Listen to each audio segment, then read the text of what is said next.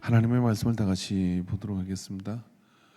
요한계시록 13장 말씀을 보도록 하겠습니다. 요한계시록 1장 13절입니다. 요한계시록 1장 13절 난예비에서 말씀을 보도록 하겠습니다.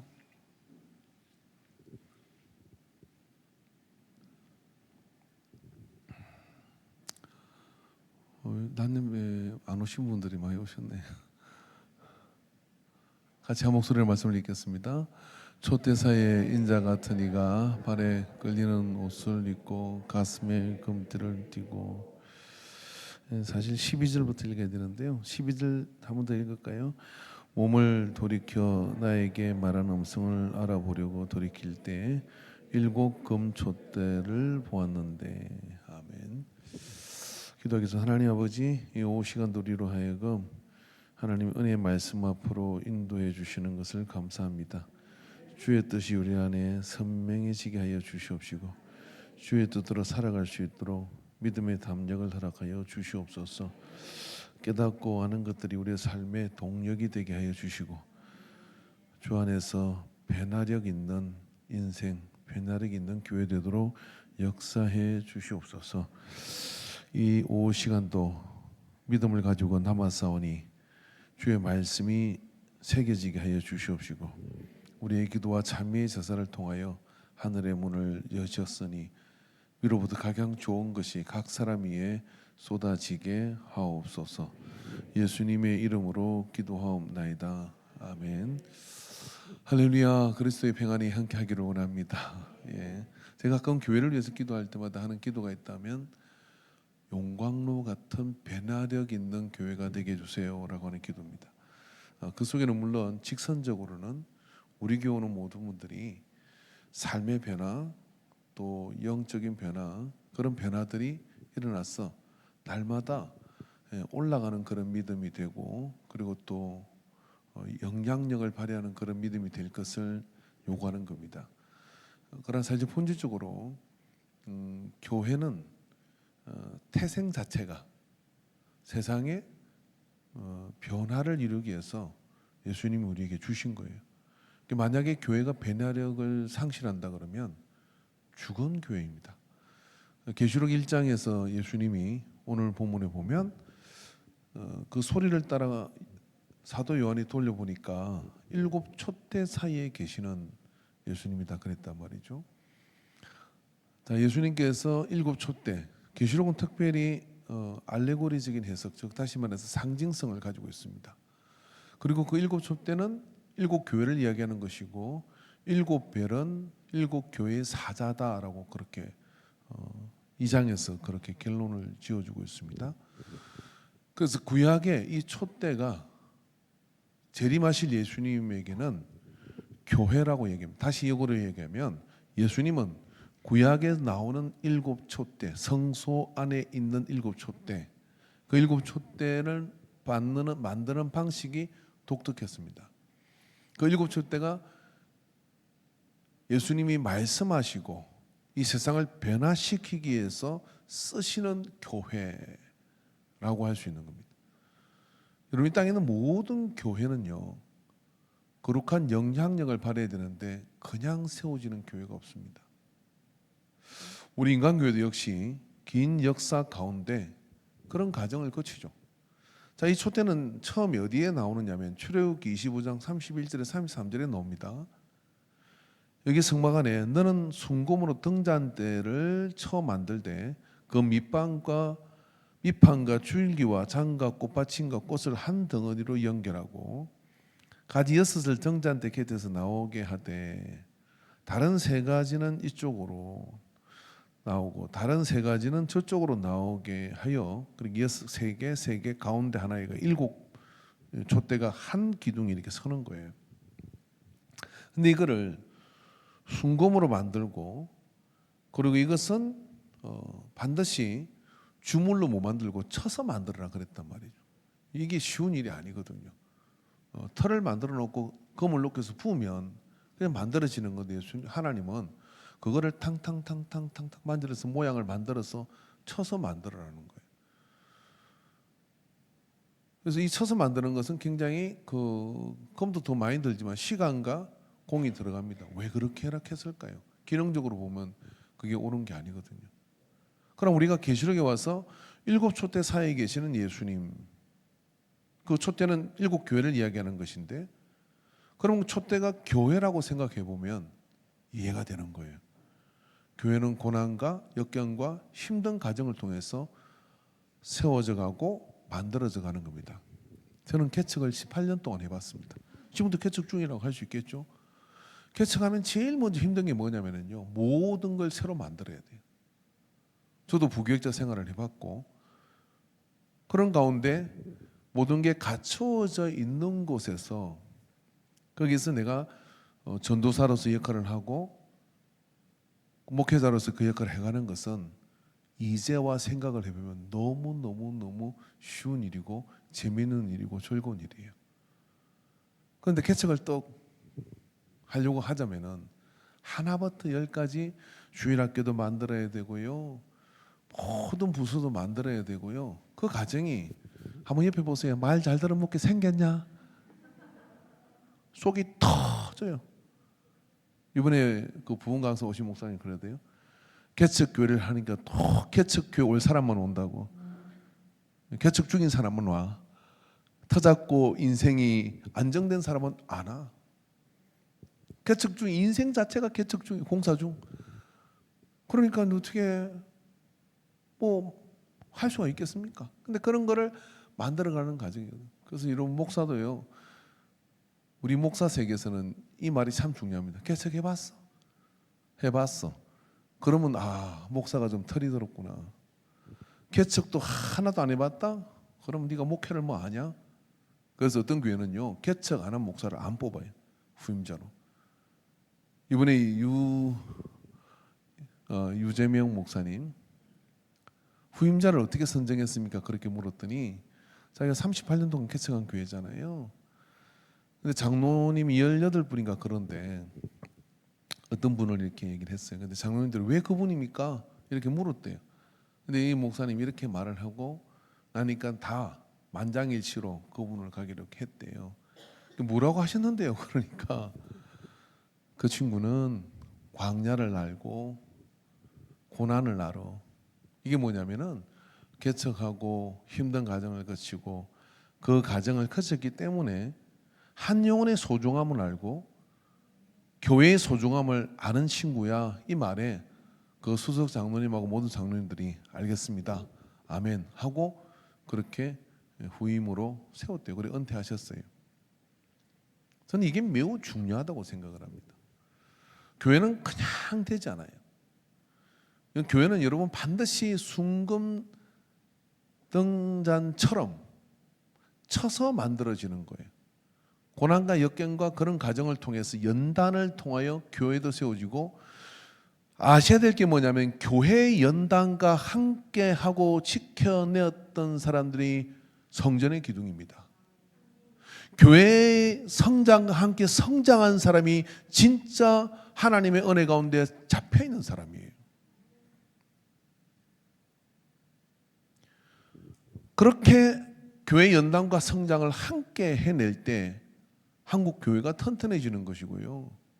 그런 사람들이 교회 안에 단단하게 서 있을 때 그 다음 단계로 성장할 수 있는, 그걸 마딘 성장이라 그래요. 마디가 탁탁 단단하게 다지고 올라가는 성장이에요. 철새처럼 우르르 쏠려다니는 게 아니라 내가 이 교회에 눈물을 쏟았고 내가 이 교회에 내 시간을 쏟았고 모두가 등을 돌릴 그때 지켜내었고 하는 이러한 헌신이 묻어 있는 내 아버지의 교회, 내 할아버지의 교회, 내 어머니의 교회. 그래서 내가 여기에 함께 그것을 하고, 여러분 최근에 가장 가슴을 때리는 이야기가 뭐냐면은 한국 교회 안에 어머니의 교회가 없다는 거예요. 내가 지켜내야 될 교회에 대한 교회 의식이 없어요. 그런 게 있는 게 정상적인 거예요. 어디만 없느냐면 대한민국만 없어요.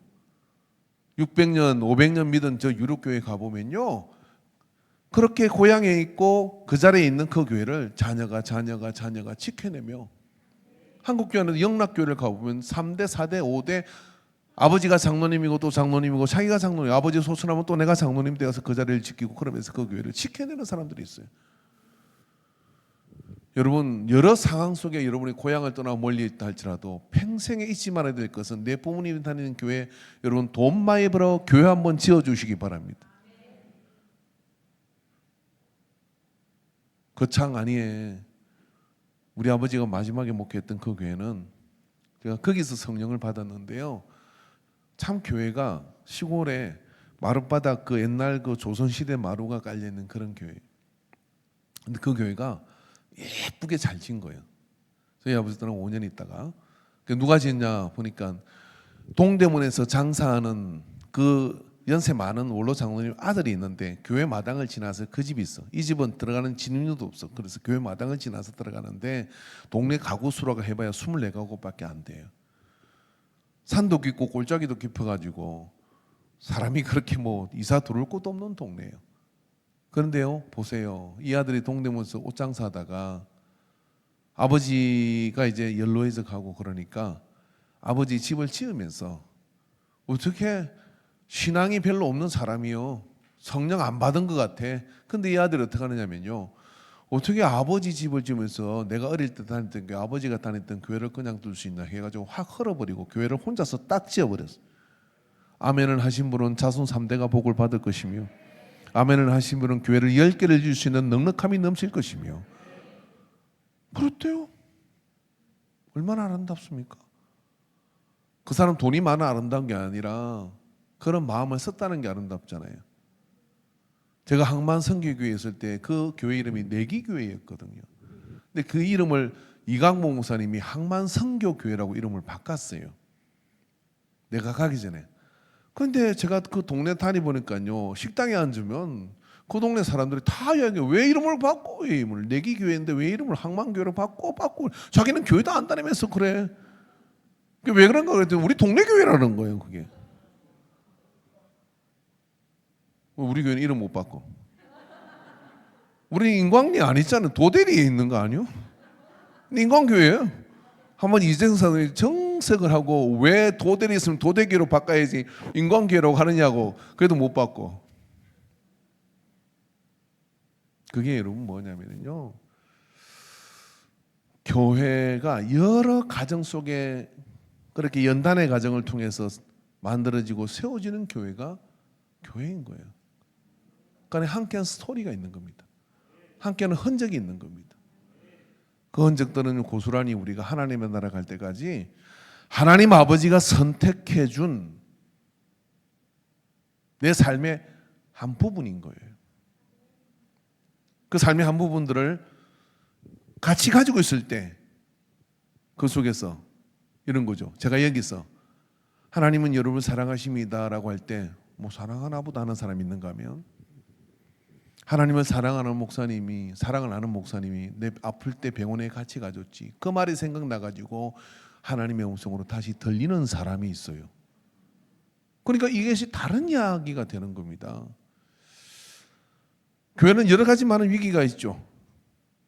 근데 그 교회는 어떤 예수님이 말씀하시고 변화를 일으키는 교회는 어떤 게 있냐. 스가랴 4장 1절에 6절에 말씀을 보면 내게 말하던 천사가 다시 와서 나를 깨우니 마치 자는 사람에게 잠에서 깨어난 것 같더라. 그가 내게 묻되 내가 무엇을 보느냐. 내가 대답하되 내가 보니 순금 등잔대가 있는데 그 위에는 기름 그릇이 있고 또 그 기름 그릇 위에 7 등잔이 있으며 그 기름 그릇 위에 있는 등잔을 위에서 7 간이 있고 그 등잔대 곁에 2 감람나무가 있는데 하나는 기름 그릇으로 오른쪽에 있고 하나는 그 왼쪽에 있나니 하고 내게 말하는 천사에게 물어 이르되 내 주여 이것들이 무엇이냐이까니 내게 말하는 천사가 대답하여 이르되 내가 이것들이 무엇인지 알지 못하느냐 하므로 내가 대답하되 내 주여 내가 알지 못하나이다 하니 그가 내게 대답하여 이르되 여호와께서 스룹바벨에게 하신 말씀이 이러하니라. 만군의 여호와께서 말씀하시되 이는 힘으로 되지 아니하며 능력으로 되지 않으며 오직 나의 영광으로 되느니라. 기름이 넉넉하게 흐르는 성령 충만한 교회가 변화력이 있는 교회입니다. 그런 교회에 주님 재림하실 주님은 그곳에 그 촛대 사이에 계시며 우리에게 말씀하시고 우리의 삶을 역동적으로 바꿔가는 역사가 나타나게 되는 줄로 믿습니다. 여러분, 촛대와 이 촛대는요, 여러분, 그 자체가 빛이 아니에요. 순금으로 만든 이 촛대는 우리의 신앙의 순수한 결정체로 만들어지는 건데, 그 내 삶을 녹여 넣어야 되는 건데, 그렇게 내 삶을 녹여 넣고 만들어진 그 결정체는 빛을 담아 어둠을 향하여 옮겨가는 그릇의 역할을 하는 겁니다. 촛대는 여러분 어두운 것을 밝히기 위해서 만드는 거예요. 생리 자체가 뭐냐면 우리도 그 안에서 만들어지는 과정 속에 변화를 경험하고 변화력 있는 그런 순금 같은, 불로 연단하도 없어지지 않을 정금 같은 믿음, 너희 믿음이 확실하면 불로 연단하도 없어질 금보다 더 귀하여 예수 그리스도께서 나타나실 때 칭찬과 영광과 존귀를 얻게 할 것이니라 라고 말씀한 그것으로 소재 자체가 정화되고 달라져 가지고, 그렇게 해서 그릇이 준비되면 그곳에 주님이 임하셔서 우리에게 말씀을 주시고 우리는 그 빛을 받아가 어디로 가야 되느냐면 가라! 세상을 향하여. 그렇게 세상을 향하여 거룩한 영향력을 발산하는 교회. 주님이 보시길 원하는 마지막 때의 교회는 바로 이런 교회입니다. 바로 그런 교회 되게 하소서. 거룩한 빛을 비추는 교회 되게 하소서. 그 일에 우리를 바로 그 순금으로 불러주시고 정 같은 믿음으로 우리를 삼아주셔서 우리를 인도하시는 그런 교회가 하나 둘씩 더 많아지게 될 때 우리 재림하실 주님께서는 그 가운데 운행하시면서 그 역사를 이루어 가시는 것이죠. 그러면 여러분, 촛대는 교회입니다. 그 촛대는 뭐 하는 것이냐? 빛을 어둠에 비추는 곳이다 이 말이에요. 그것이 장롱 안에 들어있어도 안 되고, 그것이 불이 꺼져 있어도 안 되고, 그것은 그냥 공장에서 찍어낼 수 없는 것이고, 금을 쳐서 연단하여 그리고 기름이 흐르는 그런 등대가 되어져서 세워지기만 해도 이 땅의 모든 어둠을 내몰 뿐 아니라 구원받는 자를 더해가는 그 교회로서의 그 역할을 이루어가는 거예요. 우리는 뭐하냐? 뭐하는 것이었냐면은 바로 재림하실 주님이 임재하실 수 있도록 우리를 그 촛대를 단단하게 기름 넉넉하게 준비하여 지혜로운 다섯 체는처럼 주님 오시는 날을 기다리는 그 믿음 위에 서야 할 줄로 믿습니다. 바로 계시록 1장의 재림 주께서 7 촛대 사이에 계시는 이유가 이게 있어요. 여러분, 오늘 우리가 예배를 드리고요, 오늘 우리가 이렇게 찬양을 하고 뜨겁게 하는데 주님 이곳에 거닐고 계시지 않으면 우리끼리 헛일한 것이죠. 그러나 주님이 그 촛대 사이에 거닐 수 있도록 할 수 있는 것은 이와 같은 조건을 채워야 된다고 하는 거예요. 하나님이 만드시는 방법으로 만들어져야 되고 하나님이 원하시는 재료로 만들어져야 되는 것이고, 그것의 목적이 정확해 가지고 빛을 옮겨 비추는 자가 되어지는 교회가 되어질 때 주님은 언제나 그곳에 함께 하시며 하나님의 살아계신 역사를 우리에게 베풀어 주시는 것이죠. 이게 여러분 살아있는 신앙생활입니다. 주님과 함께하는 그런 어떤 신앙생활의 역동력이 교회가 살아날 때 그 시대의 부흥을 이끌 수가 있어요. 여러분, 우리가 세상을 향해 왜 우리를 몰라줘? 교회를 우리가 얼마나 좋은 일을 했는데 외칠 것 없습니다. 교회마다 우리 스스로가 하나님이 원하시는 순금 등잔이 되어서 기름을 넉넉하게 성령의 기름 부음이 그 속에 있기를 원하고, 그리고 연단을 견뎌내며 그렇게 등불을 밝혀 들기만 하면 무슨 일이 일어납니까? 거룩한 빛이 어둠을 내몰 것이고 그 어둠 속에 잠들어 있는 자들이 하나님 앞으로 나오는 역사들을 이루게 될 줄로 믿습니다. 주님은 누구에게 말씀하시냐? 교회에게 말씀하시냐? 어떤 교회에 말씀하시느냐? 순금 등잔, 숭분 촛대 같은 교회 가운데 계시는 거예요. 여러분, 이 땅에 많은 교회가 있습니다. 저는 어떤 교회가 잠든 교회고 어떤 교회가 죽은 교회고 어떤 교회가 생명 넘치는 교회인지 저는 판단할 수 못합니다. 그건 하나님이 하시겠죠. 그러나 적어도 우리 교회는, 내가 드리는 예배의 교회는 살아있고 주님이 임재하시는 교회가 되어야 돼요. 그러기 위해서 우리가 깨어있으면 되는 거예요. 우리가 그렇게 믿음을 가지고 붙들어 있으면 됩니다. 세상이 어떻게 돌아가든 그 가운데 빛을 들게 되면 제일 먼저 해야 될 게 뭐겠습니까? 여기 도둑이 들어오고 여기 뭐 문단이 일어나고 뭐가 우당탕하고 깨지고 제일 먼저 불부터 켜야 되는 거거든요. 등불부터 들어야 되는 거거든요. 그러면 그 다음부터는 뭘 어떻게 해야 될지가 나오는 거예요. 근데 불 켜지 않고 더듬더듬 나가 손에 가시가 찔리고 손이 베이고 뭔지를 어떻게 알겠습니까? 제일 공포스러운 게 그런 거 아닙니까? 내 인생에 여러분 등불이 꺼져버렸어요. 그것보다 더 황당한 일이 어디에 있겠습니까? 오늘 여러분 믿음 가운데서 등불을 밝히던 교회되고 그 등불이 꺼지지 않게 해서 하나님의 거룩한 불로 제단을 지키는 자들이 되기를 주의 이름으로 축원합니다. 불을 밝히는 자들이 되기를 주의 이름으로 축원합니다. 우리 주여 삼창하고 기도하겠습니다. 이 시간 기도할 때 아버지 우리 교회를 쓰시옵소서. 아버지여 그 불친분이 내가 되게 하여 주시옵시고 등불에 불을 밝히는 교회가 되게 하시고 성령의 기름 부음이 넉넉한 교회가 되게 하옵소서. 주여 삼창하고 기도합니다. 주여 주여 예수님의 이름으로 기도합니다. 아멘. 우리 손에 있는 보기보다 142번 찬양하겠습니다.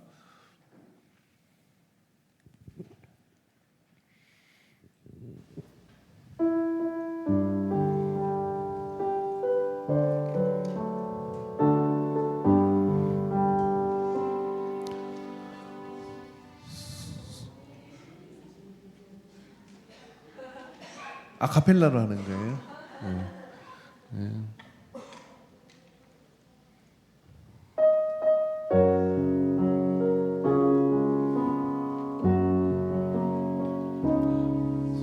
손에 있는 무기보다 주를 더 사랑하는가 이슬 같은 목숨보다 주를 더 사랑하는가 사랑의 빛 잃어가면 주님 만날 수 없어 헛된 영화 바라보면 사랑할 수도 없어 잠시 머물 이 세상 헛된 것들 보니니 주를 사랑하는 마음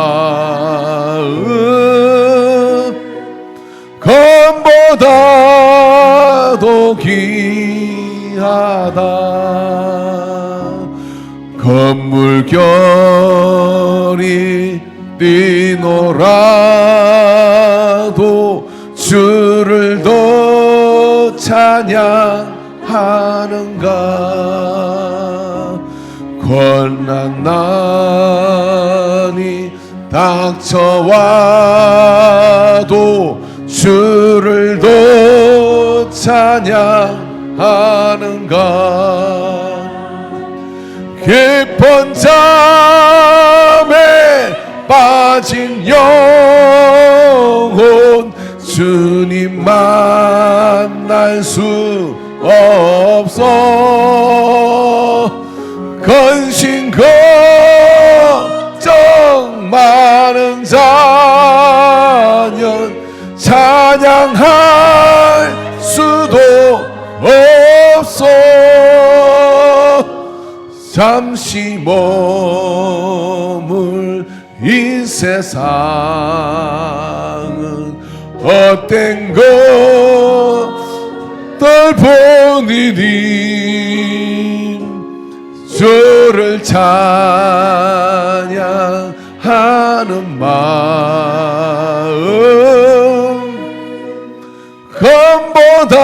금보다도 귀하다 언제 다시 주 오실지 아는 이가 있는가 신랑 오실 주님 맞을 준비되었는가. 기름 없는 등불 들면 주님 만날 수 없어. 재림나 발소리하면 예비할 수도 없어. 잠시 머물 이 세상 헛된 것들 버리니 주를 맞을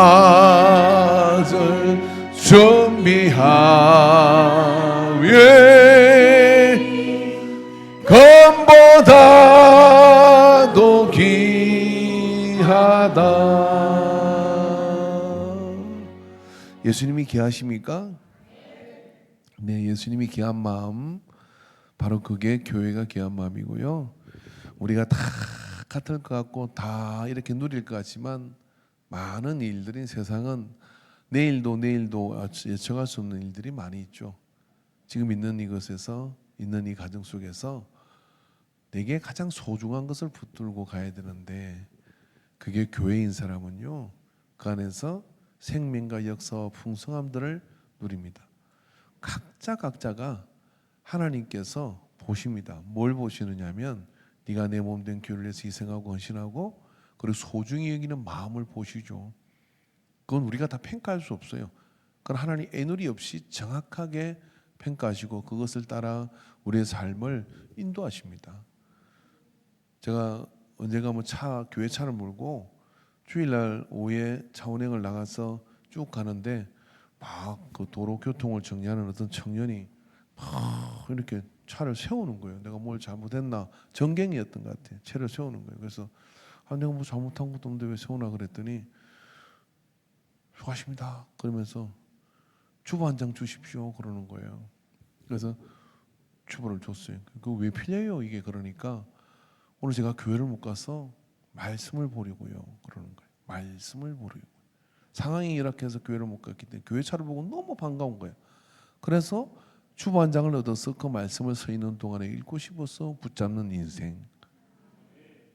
절대 하나님이 그런 삶을 그냥 내버려 두지 않죠. 요셉처럼 감옥에서 일으키고 종살이에서 일으켜서 하나님이 쓰십니다. 여러분 다 하나님 쓰시는 사람들은 보면요, 다 사연을 들어보면 그게 스토리가 있어요. 하나님 쓰시는 스토리가 다 있는 거예요. 그저 하나님이 아니에요.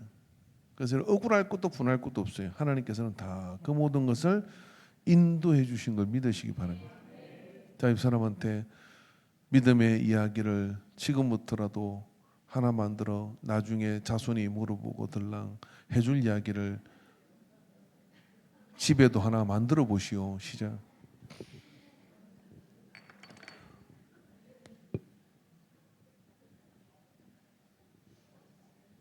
여러분 이런 분이 있어요. 말해 못합니까? 할 이야기가 산더미처럼 쌓였습니다. 하나님의 역사를 누리시기를 축원합니다. 네. 제가 기도하고 마치겠습니다. 하나님 아버지, 이 오후 시간에 우리로 하여금 찬양하게 하시고 예배하게 하시고 일곱 초대사에 계신 예수님을 만나게 하시는 것을 감사합니다. 주님의 옷자락을 붙들게 하시고 주님의 음성을 듣게 하시고 주님의 향기를 맡게 하소서. 이 한 주가 주와 함께하는 한 주가 되게 하시고 임마누엘 예수님이 우리의 삶에 찾아오신 그 손을 붙들고 가는 날들이 되게 하옵소서. 예수님의 이름으로 기도하옵나이다. 아멘. 이제는 우리 주 예수 그리스도의 구속의 은혜와 하나님 아버지의 무한한 사랑하심과 성령 하나님의 역사하심이 오늘 오후 예배 시간을 통하여 우시는 주님을 사모함으로 교회 붙박이가 될 것을 작정하는 모든 예배자들의 머리에 이제로부터 영원토록 함께 있을지어다. 아멘.